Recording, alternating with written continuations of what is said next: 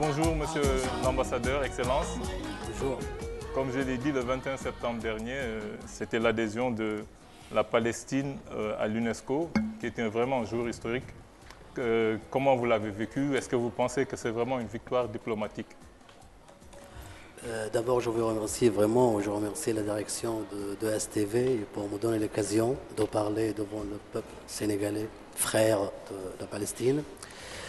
C'était le 31 octobre. Le 31 octobre. 31 octobre 2011 que la conférence générale de l'UNESCO a pris la décision pour adhérer la Palestine comme État membre à l'UNESCO. Vraiment, oui, c'est une très grande victoire pour la Palestine, car depuis 1974 que la Palestine est membre observateur aux Nations Unies et à toutes les agences des Nations Unies, UNESCO et partout. Comme vous le savez, le 23 septembre 2011, Monsieur le Président Abbas a présenté une demande officielle au secrétaire général des Nations Unies, son Excellence M. Ban Ki-moon, pour adhérer la Palestine aux Nations Unies, à l'Assemblée générale à New York.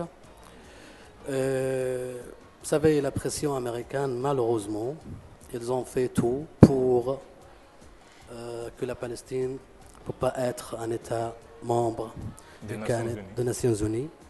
C'est pourquoi l'organisation, l'OLP, l'Organisation de libération de Palestine, qui est le représentant légitime et unique pour la Palestine, ils ont pris la décision d'aller vers l'UNESCO. Et c'est pourquoi la conférence générale, après la vote, elles ont adhéré à la Palestine parce que, tout simplement, heureusement, il n'y a pas de veto américain à l'UNESCO. C'est pourquoi vraiment c'est une très grande victoire. Il n'y a pas de veto, mais il y a des menaces de rétention de fonds. Voilà. Et ils ont fait fi de tout ça. Comment vous pouvez expliquer que l'échec que vous avez eu aux Nations Unies et la victoire que vous avez eue au niveau de l'UNESCO? Non, parce que vous savez, aux Nations Unies, comme vous le savez, selon le processus des Nations Unies, pour avoir un État membre, il faut une recommandation du Conseil de sécurité. Et Conseil de sécurité, les États-Unis, ils ont le droit de veto. C'est pourquoi, vraiment, c'est très simplement.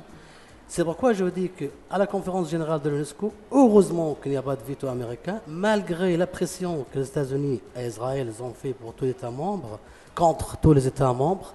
Et vous le savez, les États-Unis, ils ont menacé de bloquer tous les fonds et tout le projet que les États-Unis dont à l'UNESCO. Mais cette fois-là, si je dis qu'on a pris 107 votes pour la Palestine, c'est pour dire aux États-Unis que la communauté internationale, vraiment, je veux le dire aux États-Unis, malgré toute la pression, même si vous allez menacer de couper le fonds de l'UNESCO, mais nous, on est toujours avec le droit du palestinien, on est avec le droit d'homme, c'est pourquoi on va adhérer à la Palestine, c'est pourquoi on a pris 107 quand même, contre 14 contre. C'est les États-Unis, Israël et quelques pays. C'est ça vraiment la victoire. C'est pas seulement la victoire des Palestiniens, c'est la victoire de la communauté internationale. Parce que vous savez, malheureusement, il faut dire toujours la vérité, le peuple palestinien, il a son droit de vivre en paix, en sécurité. Le peuple palestinien, qu'il souffre depuis 63 ans, à mon avis, c'est le moment que la Palestine, et il faut vraiment tout le monde être avec la Palestine pour créer un État palestinien démocratique et indépendant sur les frontières du 4 juin 1967 et Jérusalem-Est comme capitale. C'est ça qu'on demande. C'est notre droit. C'est pourquoi, à mon avis, la communauté internationale, malgré les menaces américaines, elles ont voté pour la Palestine pour être un État membre à l'UNESCO. Ça fait à peu près 7 ans, jour pour jour, que Yasser Arafat disparaissait. Donc je ne sais pas si vous sentez ça vraiment qu'il vous manque dans la lutte. Peut-être que le président Abbas fait un grand travail, mais est-ce que la figure emblématique et charismatique de Yasser Arafat manque un peu dans la lutte? Tout à fait raison. Vous savez, Yasser Arafat, ce n'était pas seulement un président pour la Palestine, c'est un symbole pour la Palestine. C'est le fondateur de la révolution palestinienne depuis 1965. celui qui a vécu vraiment toutes les guerres arabo-israéliens, 67, 73, 82, 80, 92 aussi. Donc c'est lui qui a vraiment fondé la révolution palestinienne. C'est un symbole. Vraiment, les Palestiniens, même tous les peuples, qui aiment la liberté, ils considèrent qu'Yasser Arafat, c'est le symbole de la liberté. Sans Kofiya, vraiment, comment c'est pas seulement les Palestiniens. Si je vous dis à Cuba, au Japon aussi, il y a des gens qui disent vraiment aussi Yasser Arafat, qu'ils ont connu la cause palestinienne de visage et de Kofiya de Yasser Arafat, que c'était symbole de la liberté, vraiment. Tout à fait. Et le président Mahmoud Abbas, vous savez, c'est son collègue de combat aussi, depuis 65. Mahmoud Abbas, le président palestinien, qui a vraiment suivi ce qu'il a fait Yasser Arafat. Il a fait beaucoup d'efforts jusqu'à nos jours, mais je vous confirme qu'on manque toujours Yasser Arafat, qu'il y a seulement, on a célébré la 7e commémoration de sa mort il y a quelques jours, qu'il était mort le 11 novembre 2004. Donc, M. Tunkara, qui est un peu spécialiste de la question du conflit israélo-palestinien. Excellence, donc félicitations, vous avez réussi à adhérer à l'UNESCO. Mais est-ce que cela ne vous dessert pas finalement? Parce que vous le vouliez ou non, les relations internationales, c'est des rapports de force. Et aujourd'hui, les rapports de force sont en défaveur de la Palestine, vu que à l'UNESCO, aujourd'hui, ça commence à trembler parce que la contribution américaine, c'était quand même 22% du budget de l'organisation. Donc, des projets vont être coupés parce que les fonds ne vont plus être disponibles. Mais vu que vous vous mettez les Américains à dos, est-ce que vous n'allez pas encore vous compliquer la tâche et vous mettre dans une situation encore plus compliquée? Vous savez, c'est pas nous vraiment qui avons mis les États-Unis à dos, pas du tout. C'est les États-Unis qui nous ont mis à ça. Malheureusement, j'ai dit très clairement. Vous savez, c'est les États-Unis qui parrainent les processus de paix. Mais ils n'arrivent pas à convaincre Israël de respecter ses engagements. Si les États-Unis, s'ils peuvent vraiment la paix au Moyen-Orient, ils peuvent le faire demain. Mais les États-Unis, malgré toute la force des États-Unis, c'est une très grande puissance, ils n'arrivent pas à convaincre Israël de respecter pas seulement ses engagements. Vous savez, ils n'arrivent pas à convaincre Israël de geler seulement les constructions de colonisation pour 3 ou 2 mois. Donc, ce n'est pas nous qui avons les États-Unis, c'est la communauté internationale. Mais la communauté internationale, sans les États-Unis, aujourd'hui, elle n'a pas de sens, vu que c'est eux qui sont, c'est les États-Unis qui sont la seule hyperpuissance du moment. Mais moi, mon souci, c'est que les États-Unis parrainent le processus de paix. Les États-Unis sont la puissance dominante. Et aujourd'hui, vous engagez un bras de fer contre les États-Unis. Est-ce que cela n'est pas en votre défaveur? Mais à votre avis, quand je dis qu'il y a 107 États qui ont voté pour mais c'était 107 États, peut-être le Sénégal, la Gambie, la Mauritanie, qui pèsent rien devant les États-Unis. Dans le Sénégal, dans la France aussi. Hein. Mais on a vu qu'Obama a tensé Sarkozy, lui a dit qu'il n'était pas d'accord. Mais Sarkozy a voté déjà à la fin. À la fin, c'est pas seulement... Et quand je dis le Sénégal, c'est plus important pour nous que les autres. La Gambie, la Guinée, parce que vous savez que la communauté internationale qui est des États-Unis, arrêtons là. On sait bien que vraiment on va trembler à l'UNESCO parce que les États-Unis qu'elles payent 22% de budget de l'UNESCO.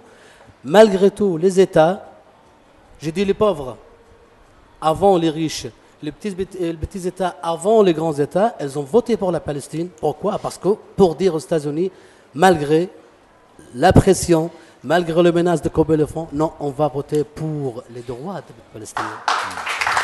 C'est ça. La réponse, c'est pas nous qui a donné, c'est la communauté internationale qui a donné cette fois aux États-Unis.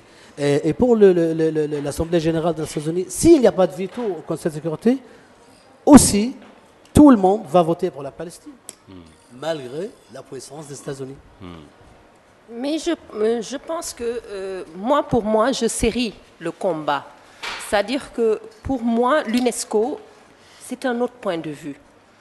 La Palestine, sur la terre palestinienne, il y a des éléments du patrimoine mondial, des éléments dont on doit s'occuper de la préservation et qui doivent être protégés. Donc l'UNESCO n'a rien à voir avec ce qui se passe, par exemple, si le Conseil de sécurité donne une recommandation pour la reconnaissance. Parce que là-bas, il s'agit d'un combat politique. Alors qu'ici, pour l'UNESCO, il s'agit d'un combat culturel, c'est-à-dire la sauvegarde du patrimoine palestinien. Et ça, c'est un combat qui revient à l'ensemble. Je pense que les États ont voulu, par ce vote, montrer qu'au-delà de toutes les comment on appelle ça, les contingences politiques, au-delà de tout, le plus important, c'est de préserver la culture d'un pays. C'est de préserver le patrimoine d'un État, qui est l'État palestinien, même si c'est un État qui n'est pas reconnu du point de vue des Nations Unies, à l'Assemblée générale ou ailleurs. Mais c'est un signal très fort pour montrer l'importance de la culture.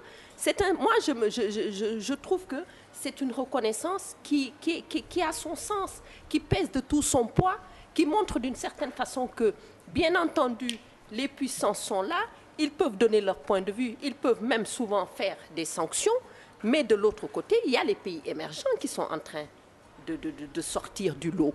Quand on voit des États comme la Chine, quand on voit des États de l'Asie, ces États ont soutenu le vote. Et je veux dire, c'est une manière de dire, écoutez, vous pouvez donner votre point de vue, mais aujourd'hui, au XXIe siècle, nous avons aussi le droit de donner notre point de vue. Les rapports qui se passaient il y a un siècle, 50 ans, ce n'est plus les rapports d'aujourd'hui. Les pays n'ont plus cette vision de pays dominants ou pas. Il s'agit de partenariat. Parce que ce sont des États qui sont là, qui gèrent leurs intérêts, d'abord leurs intérêts nationaux, qu'ils soient pauvres ou riches, tous les pays voient dans un autre pays ses intérêts propres. Et je pense, pour moi, c'est ça le combat par rapport à cet aspect de la question. C'est un combat culturel qui vient d'être remporté et nous espérons pour la Palestine qu'il y aura le combat politique qui sera remporté. Oui, Excellence, moi je pense que c'est une vision très idéaliste que Sokhna a brossée, parce que vous savez mieux que moi qu'entre la politique et la culture au niveau de l'UNESCO, il n'y a pas une très grande différence. Et de toute façon, la question du conflit israélo-palestinien doit impérativement être mise dans un contexte global de conflit. Et si aujourd'hui la Palestine intègre l'UNESCO, pour vous, qu'est-ce que cela symbolise dans l'étape, dans le cheminement, dans votre combat pour accéder à la souveraineté? Voilà, vraiment, je suis tout à fait d'accord avec ce que dit Madame, parce que vous savez, l'UNESCO, c'est... oui, c'est l'idéal, la base. Voilà, donc l'UNESCO, vous savez, c'est éducation, science, culture. Mais pour la question palestinienne, tout marche ensemble. On ne peut pas diviser entre la science politique et la science culturelle, la science de science, d'éducation. L'UNESCO, c'est une agence des Nations Unies. C'est pourquoi les États-Unis ont utilisé toute leur force avec Israël pour empêcher l'adhésion de la Palestine à l'UNESCO. C'est vrai, vraiment, la Palestine est très riche. C'est très, très, très riche de sites culturels, de patrimoine. Vous savez, Jérusalem-Est, toute la ville de Jérusalem-Est, c'était à l'UNESCO depuis 1982 comme une ville de patrimoine en péril, que la Jordanie a s'inscrit depuis 1982. Aujourd'hui, nous, on peut défendre notre capitale. Oui. Quand on dit que vraiment on est un État membre à l'UNESCO, pourquoi on laisse les autres? Maintenant, c'est la Palestine qui va défendre pour le sauvegarder de patrimoine culturel, religieux des Palestiniens qui se trouvent dans la ville de Jérusalem. Et je pense que la plus grande victoire, c'est que ça a été reconnu avec les frontières de 1967. Je pense que c'était ça, en fait, le gros problème pour les Américains. C'est ça le grand problème, parce que c'est pourquoi je dis on ne peut pas diviser entre la science politique et la science culturelle, parce que si on dit que 107 pays qu'ils ont voté pour la Palestine d'être membre à l'UNESCO, c'est-à-dire que les 107 pays ont reconnu la Palestine comme État. Mais il l'avait déjà c'est-à-dire, fait. ben voilà, comme État sur une frontière. Il y a beaucoup d'États qu'ils ont déjà fait depuis 88. Oui. Mais cette fois-là, il y a des autres, comme je dis, la France, l'Autriche, la Belgique, qu'ils ont voté pour la Palestine. C'est-à-dire, voilà, on reconnaît un État palestinien sur une frontière limite, c'est-à-dire le 4 juin 1967. Oui. C'est pourquoi vraiment les États-Unis et les Israéliens ils ont utilisé tout Mais pour Excellence, empêcher ça. moi, je pense aussi que c'est important de savoir, de voir et de pouvoir intégrer la position de ceux qui sont contre vous. Les Américains et les Israéliens pensent que c'est prématuré, qu'il y a des questions qui sont en souffrance, qu'il faut d'abord régler et qu'il faut y aller autour d'une table en négociation directe entre vous et les Israéliens. Alors, pourquoi vous ne voulez pas faire ça pour régler le problème? Tout simplement parce que vous savez, depuis 13 septembre 1993, c'est-à-dire je parle à 20 ans, Depuis Madrid? presque 20 ans, oui, depuis Oslo je dis. Avant ça, en 91, c'était Madrid, c'est-à-dire 91 jusqu'à 2011, je parle de 20 ans de négociations. Je ne pense pas qu'il y a un monde qui négocie comme les Palestiniens. On a négocié avec presque 7 gouvernements israéliens. Et à la fin, on est arrivé à quoi? Mais c'est une question complexe qui demande du temps aussi. Est-ce Bah, que du tac au tac, il faut tout régler Quand même, tout de suite? quand même 20 ans, j'ai négocié et je vois la personne qui j'ai négocié avec lui, elle construit des colonies pour manger, je dis vraiment, pour prendre tout notre terre. J'ai négocié à quoi? Je vais arriver à un moment que, je ne sais pas, la terre que j'ai négociée pour la prendre, je ne trouve pas. C'est ça qui fait les Israéliens. C'est malheureusement les Israéliens, ils ont utilisé le tactique de que vraiment on va prolonger.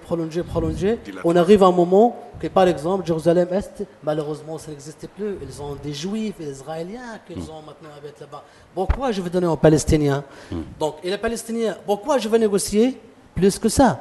Vous savez, le président Abbas et toute l'autorité nationale palestinienne, elles ont confirmé aux États-Unis, au quartet, c'est-à-dire Nations Unies, Union Européenne, Nations Unies et la Russie, on a bien confirmé qu'on peut négocier à une seule condition, qu'Israël arrête tout de suite la construction de colonies et qu'Israël reconnaisse le droit palestinien, c'est-à-dire un État palestinien sur la frontière de 4 juin 1967. Jusqu'à nos jours, jusqu'à ce moment que je parle avec vous, Israël, ils ont refusé de faire ça. Mais les Israéliens ont aussi peur. Les Israéliens ont peur de vous, en ce sens qu'aujourd'hui, vous les Palestiniens, vous êtes divisés. Aujourd'hui, la bande de Gaza, elle est sous contrôle du Hamas. Aujourd'hui, la Cisjordanie est sous le contrôle du Fatah. Et le Hamas lance des roquettes à Israël, notamment à la ville de Sderot. Et depuis que Israël a quitté unilatéralement la bande de Gaza, l'a laissé au Hamas, il n'y a que des problèmes. Donc si vous êtes divisés, le Hamas ne reconnaît pas Israël, le Hamas a une tendance guerrière, est-ce que Israël aujourd'hui est encouragé à vouloir céder et mettre en péril sa sécurité? Voilà, très bien, mais vraiment la vérité, vous savez, qu'Israël utilise, que vraiment on est divisé et on ne sait pas quoi, c'est seulement un prétexte. Mais c'est une réalité aussi que vous êtes divisé. D'accord, mais c'est vraiment un prétexte que les Israéliens utilisent. Excellent, vous êtes d'accord que vous êtes divisé? Parce que j'ai dit tout à l'heure que vraiment on a négocié avec Israël depuis 1991 et la division il y a 2 ans seulement. On était où pendant 18 ans? Même Hamas, elle était... Mais est-ce que vous ne pouvez pas donner des garanties, s'il vous plaît? Est-ce que vous ne pouvez pas donner des garanties en vous réconciliant, vous les Palestiniens, montrer que vous pouvez former un peuple avant qu'on vous donne la latitude d'être un État? Parce que si on donne aujourd'hui, moi je peux comprendre aussi le côté israélien, si jamais on vous laisse, vous, alors que vous êtes divisés, tout n'est pas sous contrôle, tout est compliqué, cela aussi est problématique. Régler le problème de la division interne. Tout à fait raison. Vous savez, le 4 mai 2011, l'autorité nationale palestinienne et Hamas, ils ont signé l'accord au Caire. Et le chef de Hamas, Khaled Meshal, c'était la première fois qui est en Syrie, qui habite en Syrie, qu'il a annoncé devant tout le monde, qu'il a présenté un papier officiel de Hamas que on reconnaît Israël. Pourquoi? Parce qu'il a dit, nous, on veut un État palestinien sur la frontière du 4 juin 1967, c'est-à-dire que l'autre partie de la Palestine historique, c'est pour les Israéliens. Donc c'est pourquoi je vous dis que vraiment Israël utilise tout ça comme prétexte. Qu'est-ce qu'ils ont fait les Israéliens? Le jour que on a signé l'accord avec Hamas, que Mahmoud Abbas et Mesh'al, ils ont signé l'accord, qu'est-ce qu'elle a fait Israël? Elle a bombardé la bande de Gaza avec les avions F-16. F-16 américains. F-16 américains. Et jusqu'à nos jours, vous savez, tous les jours, peut-être que nos frères au Sénégal, ici, ils ne sont pas au courant, mais toujours, on a des avions F-16 qui bombardent la bande de Gaza. On a toujours des morts, des enfants, des femmes, toujours. Mais parce que le Hamas aussi bombarde Israël. Pas du tout. Pas du tout. C'est pourquoi je vous dis. Depuis l'accord et depuis que l'Égypte, ils ont entré pour vraiment calmer le champ entre Hamas et Israël, Hamas, ils n'ont pas lancé un seul roquette. Et tout le monde savent ça. Mais les Israéliens, ils attaquent tous les jours. Et Israël aussi, ils ont continué à faire le blocus de la bande de Gaza. Vous savez, Gaza, il y a 1 800 000 d'habitants et c'est la plus grande prison au monde. Imaginez qu'1 800 000 habitants qu'ils ont prisonniers dans une bande qui est contrôlée par Israël, de la mer, de la terre, toutes les frontières. Personne ne peut sortir, personne ne peut entrer. Même les billets qui vraiment vont aider la Palestine, qui prennent quelques médicaments pour entrer, elles ont... vous savez, l'armée israélienne attaque la mer, attaque les bateaux. Et vous savez ce qu'ils ont fait pour la flottille de la liberté. Ils ont tué 9 Turcs et 3 je ne sais pas quoi. Pourquoi? Parce que les gens sont venus pour aider et sauver le peuple de Gaza.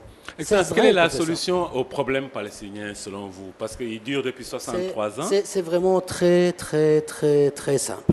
Mais il faut que vraiment on trouve un gouvernement israélien qui a la volonté d'appliquer ça. Netanyahou ne peut pas? De tout. Netanyahou, ce n'est pas un homme de paix. Excusez-moi, je vais vous dire ça. Jamais. Netanyahou, on a négocié avec lui en 1997, quand il était à la tête du gouvernement. Qu'est-ce qu'il a fait? Shimon Peres, en 1996, c'est lui qui a commis le massacre de Qana.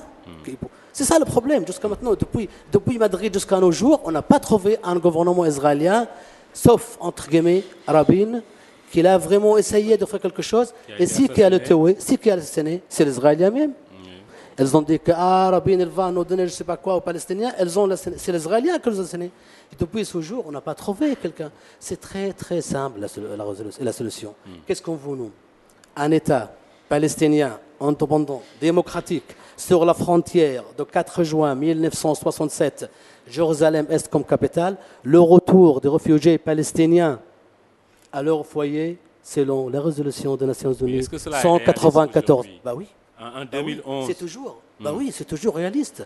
C'est toujours réaliste. Pourquoi? Mais où est-ce que vous allez les mettre? Vous allez déloger les Israéliens? À leur foyer, j'ai dit. Vous savez, il y a une résolution du Conseil de sécurité des Nations Unies, 194, que les réfugiés palestiniens, elles ont le droit de retourner à leur foyer. Leur foyer, c'est-à-dire en Haïfa et Yafa, partout. Parce que, excusez-moi, parce que en 1948, quand le Haganah et l'armée israélienne ont entré en Palestine, elles ont tué ce que tué, elles ont commis plusieurs massacres, Der Yassin et Kfar Qasim, je ne sais pas quoi que je vais répéter, et les autres, elles ont le pris et jeté hors de la frontière.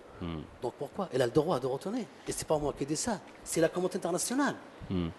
C'est ça la solution. Mais on parle de réalisme aussi, parce que ça c'est 1948, beaucoup d'eau a coulé sous les ponts, et aujourd'hui, aller à Jaffa et déloger des Israéliens pour mettre là-bas des Palestiniens, c'est encore poser beaucoup plus de problèmes. Est-ce qu'on ne devrait pas régler le problème des réfugiés de façon beaucoup plus réaliste, en les mettant, par exemple, les réfugiés dans les territoires palestiniens, ce sont des Palestiniens, en les dédommageant, par exemple, déloger des Israéliens pour mettre des Palestiniens, Excellence, je ne pense pas que ça soit très réaliste. Je n'ai pas dit déloger les Israéliens, mais j'ai dit que les Palestiniens, ils ont droit à tourner à leur foyer, parce que c'est les foyers des Palestiniens. Non. On peut les dédommager. Non. Vous savez, nous, on n'a jamais pensé d'isoler Israël. Ça, c'est tout le monde savent ça. C'est Israël qui essaie d'isoler les Palestiniens. Nous, on reconnaît l'État d'Israël. Maintenant, nous, on demande notre droit sur 22% de notre terre historique. Donc, au moins que j'ai le droit, mes citoyens, retourner à leur foyer. Au moins. C'est vraiment la solution. Si on trouve un gouvernement israélien qui accepte ça, à mon avis, la solution est très facile. Vous savez, aussi, ce n'est pas seulement nous. L'OCI, la Ligue arabe, l'initiative arabe, qui est sortie en 2002, qu'est-ce qu'ils ont dit? C'était le roi d'Arabie Saoudite, Abdallah, le roi Abdallah, qui l'a dit, que l'initiative arabe, elle dit que si les Israéliens tout de suite reconnaissent un État palestinien sur les frontières de 1967, et Jérusalem Est comme capitale, et le retour de réfugiés à leur foyer, ce n'est pas seulement les Ligues arabes, 57 États, les membres de l'OCI, envoient vraiment des relations diplomatiques, économiques, sociales avec Israël. Pourquoi Sharon a refusé? Il a dit que c'était du bluff. C'était vraiment l'occasion. Sharon avait dit que c'était du bluff. Bah oui, mais maintenant tout le monde a refusé après Sharon. C'est pas celui. Après Sharon, il y avait Olmert, Barak, tout le monde a refusé l'initiative arabe. Qu'est-ce qu'il attend l'Israélien maintenant? Il attend une autre initiative. À mon avis, il faut toujours faire la pression sur les Israéliens. Maintenant, il faut une autre initiative que tous les pays de OCI qu'ils ont des relations avec Israël, il faut le couper tout de suite. Comme ça, Israël va comprendre. Ah, vous pensez que le Sénégal, qui est président en exercice de l'OCI, peut prendre l'initiative? Non, je n'ai pas dit le Sénégal. J'ai dit qu'il y avait... le Sénégal qui préside oui, je sais bien. J'ai dit qu'il y avait une initiative arabe. Vraiment, c'est une très bonne occasion pour les Israéliens. Et les Israéliens, ils ont refusé depuis 2002. Maintenant, qu'est-ce qu'ils attendent, les Israéliens? Ils attendent notre initiative, mais au contraire, contre Israël, pas avec Israël. Que si Israël n'accepte pas la solution d'un État palestinien, et tous les droits des Palestiniens, on va faire ça. Je n'ai pas dit le Sénégal, mais j'ai dit que vraiment, si Israël va continuer ça, on va arriver à ce moment. C'est pourquoi vraiment l'occasion d'Israël maintenant d'accepter toute l'initiative avant que le monde... Parce que vous savez, le vote de l'UNESCO, c'est en revanche du comité international. C'est vrai. Mais on a l'impression que les Israéliens ont évolué. Parce que du temps de Golda Meir, par exemple, Golda Meir disait clairement qu'un problème palestinien n'existe pas parce que les Palestiniens n'existent pas. Donc le consensus pendant ces années, c'était que le problème palestinien, on n'en parle pas. Mais aujourd'hui, ouvertement, tout le leadership israélien et le peuple israélien, ils sont tous d'accord pour accorder aux Palestiniens le droit d'avoir leur État. Il y a donc une évolution de la mentalité israélienne sur ce point-là. Vous pouvez accepter cela.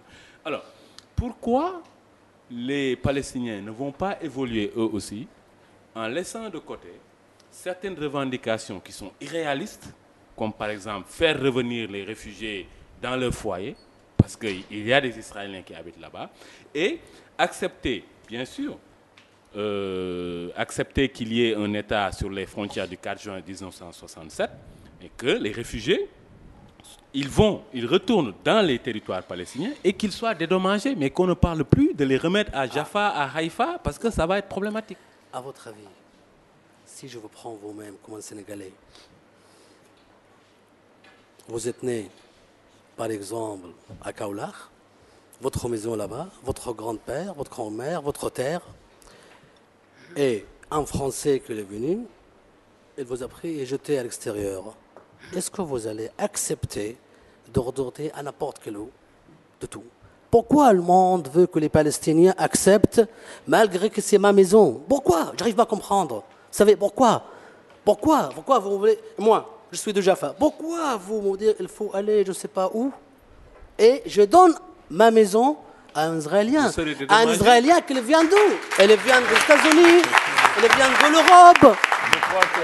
C'est la vérité, c'est la vérité. Excusez-moi, vraiment, laissez-moi de dire. Pourquoi? Parce que tous mes racines sont là-bas. Et lui, l'Israélien que vous parlez, il est venu de la Russie, des États-Unis, de la France. Il a pris ma maison, il a pris ma terre, et maintenant, voilà, je vous donne un cadeau, et moi, je reste à l'extérieur. Pourquoi? Non, pas cadeau, vous recevez un dédommagement. Quoi? Mais quoi? Rien du tout. Parce que, Excellence, on va encore des années, des dizaines d'années. Moi, ce que je veux, c'est vraiment une solution au problème palestinien. Et cette solution-là, il faut qu'elle vienne de compromis. Et on n'a pas l'impression que vous faites des compromis. Ce qu'il veut dire peut-être, c'est que tout le monde, ne serait-ce que ce soit autour de cette table, ou bien tout le monde dans le monde entier actuellement, veut qu'il y ait vraiment une solution à ce problème-là. Même les Israéliens. Donc ce qu'il faudrait peut-être, ce qu'il essaie de dire, c'est trouver un compromis, quelque chose de, comme il le dit depuis tout à l'heure, de réaliste, qui pourrait constituer un début de solution. Quelque chose que tout le monde pourrait accepter, que peut-être que c'est un peu difficile de dire, bon, on ramène des gens, on retourne d'autres gens, mais essayez peut-être de trouver un début de solution qui puisse permettre de régler ce problème de manière définitive. J'étais très clair. J'étais très clair. Je n'ai pas dit que je vais... J'ai dit, on n'a jamais pensé désolé les Israéliens. J'ai jamais dit qu'on va jeter les Israéliens. J'ai dit non. Que chaque Palestinien qui a son foyer, il faut qu'il retourne là-bas. Je n'ai pas dit qu'on va jeter les Israéliens. Pas du tout. Et si ce foyer est déjà occupé par un Israélien? Non, pas du tout, parce qu'il y a jusqu'à maintenant des Palestiniens qui sont là-bas. Vous savez, il y a beaucoup de Palestiniens qui sont là-bas. À Jaffa, oui. Bah oui, à Jaffa, à Haïfa, à Akka, partout. Oui. Donc, les autres, ils ont le droit de retourner là-bas. Je n'ai pas dit que je vais jeter les Israéliens à l'extérieur. Je n'ai pas dit que je veux dire aux Israéliens, ah, vous êtes venus des États-Unis, va là-bas, ou de Bologne, je ne sais pas quoi. Parce que, vous savez, ils sont tous de là-bas. C'est nous qui étions là-bas. Et maintenant, on ne parle plus. C'est pourquoi j'ai dit que maintenant, on demande seulement de 22% de notre terre historique. Vous savez, avant 1948, Israël, c'était jamais existé. Non. Et tout le monde sait ça. Ouais. C'était les Palestiniens là-bas, les Palestiniens. Ouais. Même Herzl, vous savez, qu'on a fait la conférence de Basel ou de Bâle, elle a envoyé un jour, c'était vraiment une petite histoire, je vous raconte, avant la conférence de congrès de Bâle, elle a envoyé quelqu'un israélien en Palestine parce qu'ils ont réfléchi à trois lieux, la Palestine, l'Argentine, je ne sais pas quoi, peut-être l'Ouganda. Elle a envoyé des envoyés spéciaux là-bas. C'est lui qui a envoyé en Palestine, qui s'appelle Yossi Ahad Ha'am. Il est allé en Palestine, mais il n'est pas revenu. Herzl, le fondateur d'Israël, il attend la réponse. Et à la fin, c'est lui l'envoyé spécial en Palestine, Yossi Ahad Ha'am. Il a écrit un petit texte chiffré à son chef Herzl pour lui dire, oui, la femme est très belle, mais elle est mariée. Qu'est-ce qu'on peut comprendre de ça? C'est-à-dire qu'il y a les Palestiniens là-bas. Qu'est-ce qu'on va faire? On va le jeter? C'est que les Israéliens ont fait. Vous savez qu'est-ce qu'elle a fait, Herzl? C'est l'histoire. Et les Israéliens qui disent ça, c'est pas moi. Elle a pris le texte, elle a déchiré, parce que comment il va convaincre les Juifs qu'on va aller en Palestine? S'il va dire, voilà, la Palestine, oui, c'est très belle, mais il y a des habitants là-bas, tout le monde va dire non. Elle a déchiré la feuille. C'est vraiment l'histoire. Et malgré tout, j'ai dit maintenant, on n'a jamais pensé désoler Israël, on n'a jamais dit qu'on va jeter les Israéliens, mais dit c'est notre droit aussi. C'est notre droit. Il faut tout le monde aussi penser à nous. Avant de vous laisser partir, Excellence, peut-être que je pense que Fou Malade va intervenir par rapport à ça. Yes, juste une toute petite intervention parce que pour nous, ce que la Palestine représente pour nous en tant qu'artistes contestataires, c'est la résistance. Parce que pour nous, la Palestine, Yasser Arafat, Gamal Abdel Nasser, Thomas Sankara, c'est des noms très très symboliques pour nous, parce que c'est des résistants. Et il faut des résistants. Oui, moi je suis très peiné. Je suis très peiné de voir une nation sans pays et sans frontières. Je ne comprends pas. Je ne comprends pas parce que on parle, à travers le monde, on parle de démocratie, c'est-à-dire la loi du peuple majoritaire. Pourquoi cette loi de la démocratie ne s'applique pas à la Palestine? Je ne comprends pas. Moi, je n'arrive pas à décrypter cette obstination des politiciens du monde qui ne veulent pas reconnaître la Palestine. Je ne comprends pas. En tout cas, oui. En tout cas, je reste confiant. Parce que si l'Afrique du Sud est devenue indépendante, je pense que la Palestine, un jour, deviendra indépendante. Très rapidement, vraiment. Très rapidement. Ce que je voulais dire, parce que moi, cette histoire de Palestine me touche au plus haut point, parce que j'ai eu des amis palestiniens et des amis juifs. Et dans les discours qu'ils tiennent, il n'y a pas de problème entre le juif et le palestinien authentique. Les seuls problèmes, c'est avec les colons qui viennent de Russie ou d'ailleurs. Et comme son Excellence le disait tout à l'heure, je pense que même nous, les Sénégalais, nous n'accepterons pas d'être délogés de nos foyers. Ça vaudra tous les combats du monde. Il y a eu le cas de Fanaï, tout récemment. Voilà, parce que la terre, c'est l'identité de la personne. Le peuple palestinien a le droit de se battre pour sa terre. Parce que cette terre lui appartient depuis des générations, depuis des millénaires. Aujourd'hui, ce peuple se bat.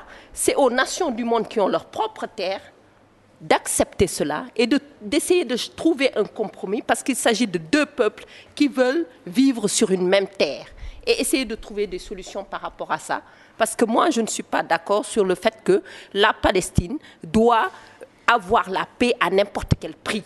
À n'importe quel prix, c'est à n'importe quel compromis, alors que les pays qui demandent ces compromis, les États-Unis ou Israël ou un autre pays du monde, aucun de ces pays n'acceptera d'une manière ou d'une autre que quelqu'un vienne s'approprier leur terre sans qu'ils réagissent. Je crois que ce sera le mot de la fin, vraiment, c'est vrai.